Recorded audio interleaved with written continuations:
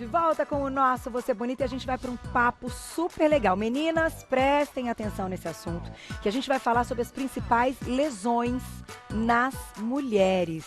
Olha o quanto, assim, hoje a gente consegue perceber que aumentou muito, né, a participação das mulheres em muitos esportes, em muitas atividades, né, do dia a dia e até atividade física mesmo, que antes só os homens praticavam ou mesmo praticavam numa quantidade muito maior.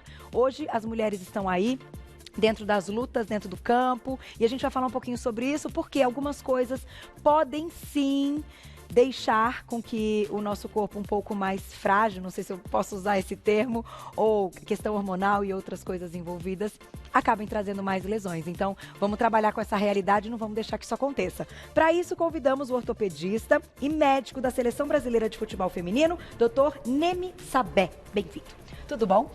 Prazer tê-lo aqui. Sabé Júnior, né? É. E aqui ao lado dele, a preparadora física Salete Coelho, bem-vinda. Obrigada. Muito prazer. Já já, a gente tem a Natália Luísa de Souza também, ao vivo aqui no estúdio, que ela vai passar aí por algumas atividades, a gente vai seguir aí algumas recomendações para evitar essas lesões. Doutor, vamos lá. Para começar, eu vou pedir para as meninas colocarem aqui uma imagem que eu pedi para mostrar o corpinho aí feminino, para a gente ter uma ideia, que a gente não para pensar em algumas coisas. Bom, fato é que hoje as mulheres estão aí, o número realmente cresceu. Só que eu queria que você contasse pra gente que pontos, então, onde é que a gente pode notar que são os lugares que a gente tem que ter mais atenção para não chegar nessas lesões mais sérias. Bem-vindo. Muito obrigado pelo convite. Eu acho que falar um pouco sobre o corpo da mulher em relação ao esporte, a gente tem que entender que não tem muita coisa diferente, mas existe algumas particularidades que a gente tem que tomar atenção. A primeira atenção é que a mulher tem um hormônio feminino e o hormônio feminino dá um pouco mais de elasticidade do que o hormônio masculino. Tá. Então, por isso que algumas mulheres são mais elásticas e flexíveis do que o homem. É a progesterona? O estrógeno e a progesterona, principalmente o estrógeno. Mas além disso, ele também tem um fator de crescimento tecidual, como aumento de massa muscular também, como é a testosterona. Então, o homem tendo testosterona, a mulher precisa também do estrógeno para aumentar a massa muscular. Entendi. Visto isso, a gente sabe que a osteoporose e a diminuição da massa muscular acontece depois da menopausa, justamente pela diminuição desses hormônios. E a mulher tem um fator diferente do homem um pouco, que é a relação anatômica do quadril. Então, a gente consegue entender que a distância entre as duas pontas da região lateral do quadril, ela é um pouquinho mais larga, e isso faz o efeito de instabilidade do joelho. Ah, entendi. Muitas das mulheres que sentem dor no joelho têm uma característica casualmente até normal disso, porque o tamanho do quadril interfere na estabilidade do joelho. Diretamente? Direto. Então, mulheres que têm um quadril maior... Das mulheres têm, todas as mulheres têm um quadril maior, isso é anatômico. A chance, então, de ter... A chance de ter uma lesão do joelho é maior. Então, a gente está falando de pontos como quadril e joelho. Quadril e joelho para corredor, por exemplo. E para membro superior, a elasticidade, que é maior em mulheres e tem uma alteração de função do ombro, de instabilidade do ombro, de torácica. E isso desenvolve algumas lesões mais comuns na mulher do que no homem. Por exemplo, a lesão do cruzado anterior do joelho, que é uma lesão grave, cirúrgica, muitas das vezes nos atletas de alto rendimento, é em função dessa falta de força da musculatura do quadril. Então, como o quadril tem, aqui na revisão posterior, tem o glúteo, esse músculo aqui em cima a gente chama de glúteo médio. Tem o glúteo máximo, o médio e o mínimo. O glúteo máximo e o médio, ele consegue estabilizar o joelho para ele não vir para dentro, para ele não formar o X. Tá. Isso é essa estabilização quando a atleta ou a pessoa comum que está fazendo uma atividade física, ela põe o pé no chão, ela precisa de uma estabilidade não só do chão, mas da bacia. Então, a maioria dos treinos que acontece no quadril, ela interfere na função do joelho. Que interessante. Então, isso que é interessante. Você deve ter ouvido falar de mulheres que têm dor anterior no joelho, muita dor anterior no joelho. Isso é referente a essa instabilidade. Então, quando pisa no chão, o joelho faz uma para dentro. Um desvio. Um desviozinho para dentro. Tenho certeza que muita gente está assistindo, está se identificando. Vai mandando perguntinha pra gente ao vivo no @VocêBonitaTV. Eu vou deixar uma pergunta para a Salete, que é preparadora física. Vou lá e já volto, que é o seguinte, a gente entendeu então essa questão, Sim. Os pontos que a gente tem que ter um cuidado ainda maior, mas já já você me conta. porque as mulheres são teimosas, né, Salete? Tá vendo? A gente sabe de algumas coisas, mas a gente não pratica. Você vai me dizer, então, quais são os pontos chaves, antes até da gente colocar aqui ao vivo, com a nossa modelo, dessa situação, o que a gente tem que ter mais cuidado. Como é que a gente prepara esse corpo, então, para começar a atividade física? Deixei uma perguntinha, então, para a Salete Coelho, que é preparadora física, a respeito, então, do quanto somos teimosas. A gente sabe muitas vezes que tem que fazer algumas coisas e a gente não faz. Primeira coisa que a gente faz errado, que a gente deveria fazer certo. Primeira coisa que nós fazemos errado quando nós falamos de atividade física ou exercício físico é iniciar com um programa inadequado sem uma boa avaliação. Então, a mulher, como qualquer outra pessoa, ela precisa de uma boa avaliação para que possa iniciar o programa de atividade física. E o que seria, assim, o que faz parte dessa avaliação? Vamos vindo já, então, para conversar aqui com a Natália. Pode vir, doutor. Vamos ficar aqui, que a gente tem um espaço. Bem-vinda, viu? Você tá boa? Preparada? Opa! Então, vamos lá. O que faz parte, então, desse preparo? Como é que a gente faz uma avaliação para saber o que a pessoa consegue fazer? Sim, o ponto importante é nós fazermos uma boa avaliação de movimento, né? Então, nós vamos fazer alguns movimentos básicos, como sentar e levantar, como o movimento de agachar. E dentro desses movimentos, nós conseguimos perceber quais restrições de movimento por exemplo, a Natália apresenta. Tá. Então, se falta mobilidade de quadril, se falta mobilidade de tornozelo, se falta estabilização. Perfeito. Vamos começar fazendo, se você quiser ir falando, e o doutor vai explicando pra gente, então, o que a gente tem que observar e quais as possíveis lesões. Faz o agachamento primeiro. Vamos lá. Nós vamos fazer um agachamento, Natália, um agachamento livre mesmo. Pode fazer isso com as mãos para o alto, aí, e aí agacha o mais profundo que você conseguir. Então, nesse movimento aqui, eu tento enxergar a profundidade, o ângulo de flexão de joelho, pode subir, Natália, o ângulo de flexão do quadril. Se os joelhos, eles entram naquele movimento em X que nós comentamos. E esses padrões de movimentos, eles acabam mostrando para nós quais musculaturas nós temos que fortalecer, estabilizar, mobilizar. Então, isso é o primeiro ponto para direcionar o programa de treinamento. Você sabe que é um movimento simples, né? É um movimento simples, de agachar, levantar, sentar e levantar. E é um movimento nosso. Nós temos 3 movimentos básicos. Tá. O primeiro movimento é agachar, o segundo movimento é puxar, o segundo, empurrar. Então, nós temos esses 3 movimentos que nós podemos empurrar para cima, para baixo, e o agachamento. Tá. Então, através de alguns movimentos da avaliação, nós conseguimos ter diagnóstico. E do diagnóstico, prescrever exercício. Agora, aquela história, para as mulheres que estão nos assistindo e estão se identificando, da questão até da dor no joelho, que muito se comenta que acaba tendo um impacto muito forte na vida, porque a mulher não se sente segura para fazer algumas atividades que ela gostaria. Hoje isso é realidade? Ou a gente consegue uma reabilitação, ou, enfim, para não chegar em cirurgia, mas outras formas para colocar aquela mulher pronta para fazer alguma coisa que ela gostaria, mesmo com a dor no joelho? Sim, exato. Esse é o tratamento não medicamentoso e não cirúrgico. É possível? É possível. Nós temos que... Algumas lesões já até crônicas, nós conseguimos restabelecer o eixo do membro inferior na corrida, porque quando estamos correndo, nós ficamos com um pé só no chão, não com os dois. É verdade. Então, a gente precisa estabilizar essa perna no chão. Então, esses movimentos para dentro, para fora, causam lesões da articulação da patela, por exemplo, que nós chamamos de condromalácia, que é uma alteração de cartilagem. Já sendo uma lesão de cartilagem, uma lesão crônica. Ela não tem mais retorno, a cartilagem não volta mais. Vai embora, Já foi. O que a gente consegue é restabelecer o eixo mecânico e, através do eixo mecânico, restabelecer um movimento normal de flexão, de extensão, de agachamento. O que você notou no agachamento dela? O agachamento da Natália, na verdade, ela tem um pouquinho de restrição de tornozelo e quadril, porque ela não consegue ter uma profundidade muito grande. Lógico, ela tem uma boa profundidade, mas chega nesse movimento, ela bloqueia. Ela teria que conseguir ficar na posição de cócoras, né? Que é uma posição natural que nós falamos do corpo humano, né? Você sabe que até os 2 anos de idade as crianças ficam de cócoras. Sim! E por que a gente perdeu isso? Por que a gente perdeu isso? Pela cadeira. Tira a cadeira, então, gente. Esquece a cadeira, todo mundo fazer sem cadeira em casa. Vamos fazer, então, Então tá, diretora quer saber como é que a gente senta certo, mas daí vai sentar, Glaucio, vamos perder o movimento de cócoras, que é o que o doutor falou que é o que a gente precisa. Mas eu acho que o ato de sentar, ela tem razão. Eu acho que o ato de sentar tem que ser importante, porque no próprio sentar e levantar, o joelho pode ir para dentro. Então vamos ver como é que ela senta. E é importante quando fizer esse tipo de movimento, você distribuir muito bem o peso entre joelho, membros inferiores, então nós temos que empurrar o chão fazendo um vetor de força mais vertical e não um vetor de força tanto diagonal, que é o que acontece.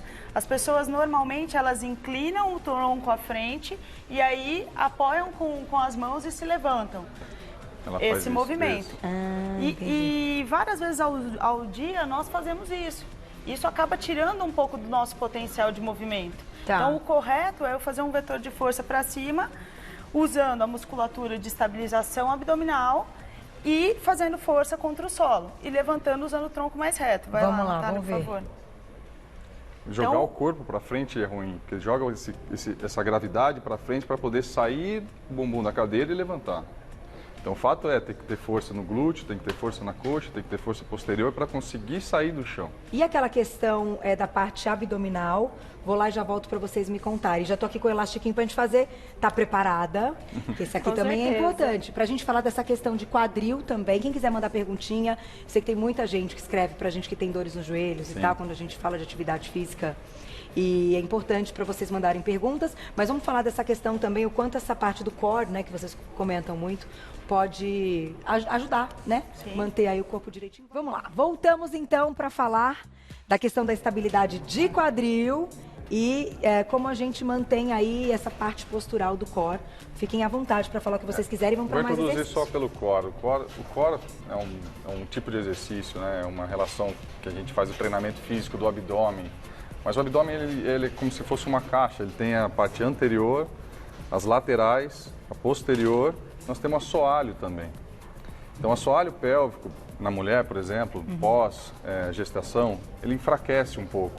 E o treinamento do assoalho pélvico é importante. Isso para manter o equilíbrio do centro de gravidade, que ele fica realmente na região da lombar. E esse equilíbrio de estabilização que faz com que as pessoas conseguem botar um pé no chão e não desequilibrar. Certo, então para a corrida é fundamental também pensar nisso. E outro ponto importante que às vezes nós falamos, vamos começar fortalecendo pelo core e não pelas extremidades. Então, hoje normalmente as pessoas começam muito um programa de treinamento fortalecendo extremidade antes de fortalecer o centro, né? E isso é um grande problema, porque todo movimento ele começa do centro para as extremidades. Entendi. Então, por isso que nós temos que fortalecer quadril e o complexo do core, que ele é formado por 29 músculos, desde o ombro até os isquios tibiais. Então, é uma grande parcela do nosso corpo. 29? E às vezes as pessoas falam, mas eu vou treinar só a musculatura do core. É um grande grupamento muscular, né? Então, é super importante o início de um programa de treinamento ser os exercícios do core. E eu acho que é também importante nós enfatizarmos que precisa ser sobre a orientação de um profissional. Concordo, sem dúvida. Porque a gente está falando aqui para prevenir lesão. Então, certamente, se você fizer errado, inclusive na tentativa desta prevenção, você também corre risco de ter uma lesão, né? Exatamente. Eu vou colocar a perguntinha do público e a gente vai mostrar algum exercício ao vivo, então, para fortalecer essa região. Quem escreveu para a gente na tela, olha lá. Obrigada, Laurência, um beijo pra você. Meu joelho sempre estala quando faço alguns treinos. Isso é normal? Até que ponto é normal, então?